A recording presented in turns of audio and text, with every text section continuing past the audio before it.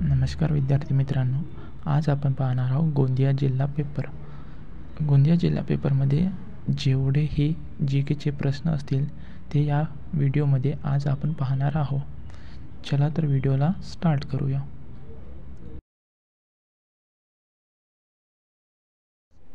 प्रश्न क्रमांक पहिला. घटनेच्या कोणत्या कलमानुसार राज्याच्या महाधिवक्त्याची तरतूद करण्यात आलेली आहे? पर्याय क्रमांक 2 165. गोंदिया जिल्ह्यातून कोणता राष्ट्रीय महामार्ग जात नाही? पर्याय क्रमांक 3 243. जागतिक पॅरा ॲथलेटिक्स स्पर्धा 2024 कोणत्या देशाने आयोजित करण्यात आली? पर्याय क्रमांक 2 जपान.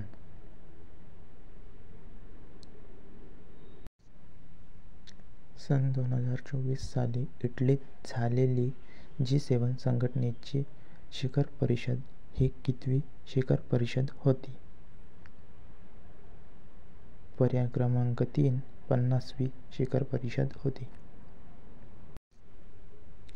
गोंदिया जिल्ह्यातील नवेगाव राष्ट्रीय उद्यान स्थापना कोणत्या साली झाली? पर्याय क्रमांक 2 1975. गोंदिया जिल्ह्यातील इटियाडोह जलसंचयन प्रकल्प कोणत्या नदीवर तयार करण्यात आला आहे? पर्याय क्रमांक 3 गाढवी नदी. सन 2011च्या जनगणनेप्रमाणे गोंदिया जिल्ह्याकरिता लोकसंख्येची घनता प्रति चौरस किलोमीटर किती होती? पर्याय क्रमांक 1 253. नक्षलवाद्यांचा उगम कोणत्या राज्यातून झाला? पर्याय क्रमांक 3 पश्चिम बंगाल.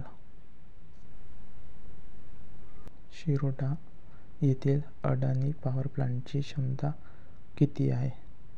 पर्याय क्रमांक 3 3300. 1 किलोबाइट्स म्हणजे किती बाइट्स? पर्याय क्रमांक 3 1024.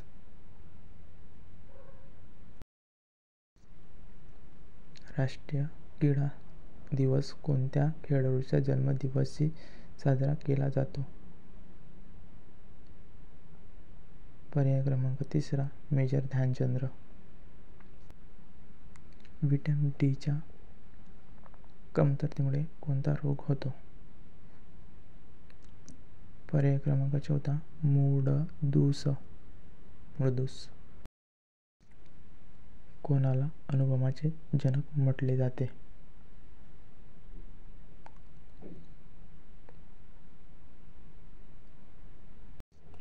पर्याय क्रमांक 2 जे. Robert Oppenheimer. भारतीय न्याय संहिता कोणत्या तारखेपासून लागू झाला? पर्याय क्रमांक 14 1 जुलै 2024.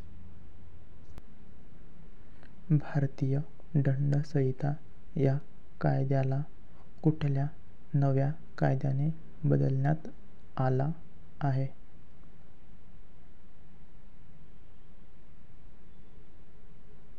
पर्याय क्रमांक 3 भारतीय न्याय संहिता.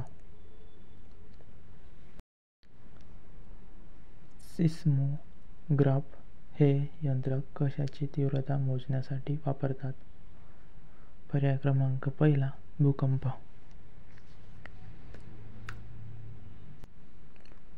तेलंगणा सरकारने नक्षलवाद्यांच्या बंदोबस्तासाठी हे दल स्थापन केले आहे.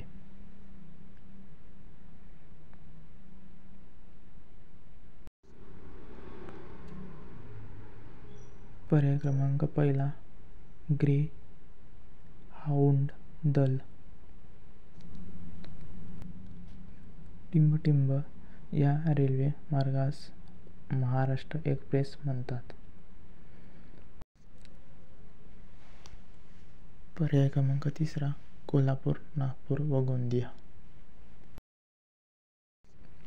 कोणत्या ठिकाणी बिरसा मुंडा हॉकी स्टेडियम उभारण्यात आला आहे? पर्याय क्रमांक पहिला, रूरकेला. अशा प्रकारे या व्हिडिओचा शेवटचा प्रश्न, या प्रश्नाचं उत्तर तुम्ही कमेंट बॉक्समध्ये नक्की सांगा.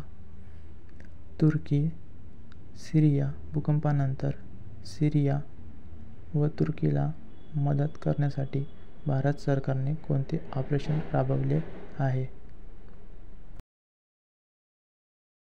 तर विद्यार्थी मित्रांनो, हे होते आजचे आपले 20 प्रश्न. 20 पैकी तुम्हाला किती गुण मिळाले नक्की कमेंटमध्ये सांगा.